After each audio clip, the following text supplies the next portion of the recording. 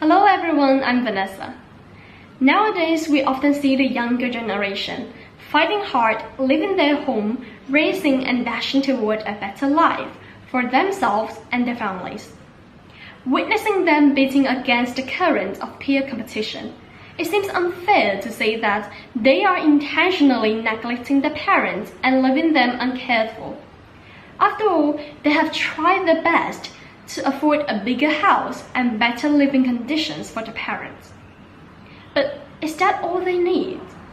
Surrounded by the prevalent anxiety of housing and income level, we seem to have forgotten what our parents really need.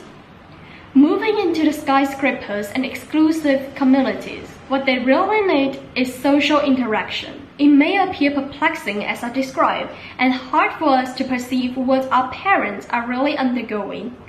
So now, let us imagine that many years later, as we get old, standing at the crossroad of your 60s, and you are told to back off and retreat. Retreat from your freedom, both physical and social. Retreat from your passion, your desire, and your youth because of physical restraint and social expectation of enjoy your old age in peace and quiet. Is that what you want? Is that what one deserves? Turn off the TV after the show and spend the rest of your time in endless waiting. Why? Among all the crossroads in our lifetime, at the one in our 60s, we were locked out from all other routes and were left only with the roots peace and quiet. In this increasingly aging society, where aging has become a social issue more pressing than ever, is there anything we can do to overcome the hesitation and fear in our heart with a satisfactory resolution? The answer is yes. The concept of active aging was introduced by World Health Organization Center for Health Development in 2002, and which is the process of optimizing health, social participation, and security of elderly in order to improve the quality of life. It is essential that our society can accommodate people of all age and enable the elderly to participate fully without discrimination in our social interaction on an equal, easy basis.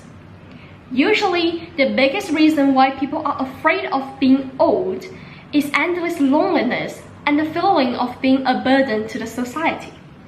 Therefore, if we can cultivate long-term hobbies and encourage our grandparents or parents to start or continue a new hobbies and participate more in the society, for example, like volunteering, elderly can be prevented to be isolated from us and the trend.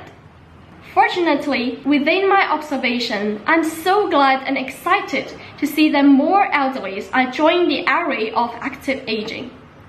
I've interviewed many young whom shared a lot of interesting stories of their grandparents. Some of them start to learn how to use mobile phone and play video games. They went even higher school than the grandchildren. Some of them started to learn drum kits, pianos or guitars and play hours every day. Some of them start to learn English by themselves, and now they are the guide of their families when traveling abroad. We are never old until our heart is getting old. We only live once, and it's actually our duty to live it to our full potential and realize its value as much as possible. Although care for the elderly has long been a social issue, improving our quality of life can indeed do it by ourselves. When the development of the society can benefit all the elderly and we are actively living on our own, will we still be afraid of getting old? I think the answer that by then, it must be no. When we are standing at a crossroad, remember, like all the crossroads you have already traveled, that is just a new starting point in your choice to a better and brand new life. Thank you so much.